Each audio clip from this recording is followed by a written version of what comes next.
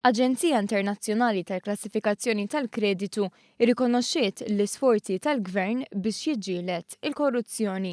Dan f'rapport li fih id-DBRS, Dominion Bond Rating Services, ikkonfermat ir-rating għoli ta' A għal pajjiżna.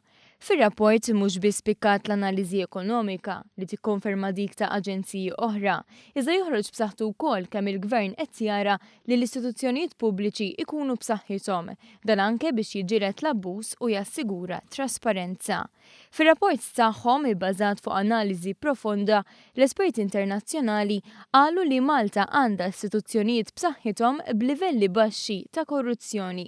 Dikjarazzjoni li tmur għal kollox kontra l-messaġġ tal-oppożizzjoni li dwar is-suġġett saħansitra organizzat mass meeting. L-esperti jżidu jgħidu li l-Gvern għaddej biktar sforzi biex itejjeb il-governanza u jnaqqas iktar l-iskop tal-korruzzjoni. Hawn jinotaw kif saret liġi l-Whistleblowers Act u tneħħit il-preskrizzjoni f'każi ta' korruzzjoni li fihom ikun hemm involuti politiċi. Jingħad li għalkemm każi li tieħdu l-qorti juru li dejjem hemm lokal titjib, dawn jiġdu wkoll li l-Gvern huwa impenjat li jindirizza in-nuqqasijiet tal-imodi. Intant l-analiżi ekonomika notat kif is-sena li għaddiet Malta kellha t-tieni l-ogħla tkabbir ekonomiku fl-Unjoni Ewropea. Bl-esperti ta' DBRS sostnew li dan kien frott investiment qawwi u kif ukoll miżuri pa' tnaqqis fir-rati ta' taxxa ta' dħul li waslu għal iżjed konsum u żieda fl-impjiegi. Għal din is-sena DBRS qed ibassru li l-ekonomija Maltija tikber bi 3.6%, reviżjoni l fuq mit-3.3% li kienu jbassru ftit xhur ilu. Qed ikunu pożittivi wkoll dwar il-finanzi pubbliċi. Ir-rapport jgħid li fis-snin li ġejjin id-dejn nazzjonali se jaqa' għal 60% tal-ġid nazzjonali.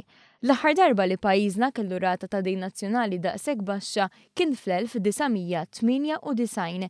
Hawnhekk l-esperti barranin ifaħħru liġijiet ġodda li daħlet l-amministrazzjoni preżenti u li se jpoġġu l-finanzi ta' pajjiżna fuq sisin sodi fosthom it-twaqqif tal-Kunsill Fiskali. Id-DBRS isemmu wkoll b'mod pożittiv ir-ristrutturar tal-kumpaniji pubbliċi li sar dan l-aħħar, l-aktar fl-Malta, u jsostnu li dan innaqqas ir-riski finanzjarji għal pajjiżna. Dan ir-rapport li ntlaqa b'mod pożittiv mill-Gvern isegwi dak ta' aġenziji oħra bħal Fitch u Standard & Poor's u istituzzjonijiet indipendenti bħal Kummissjoni Ewropea.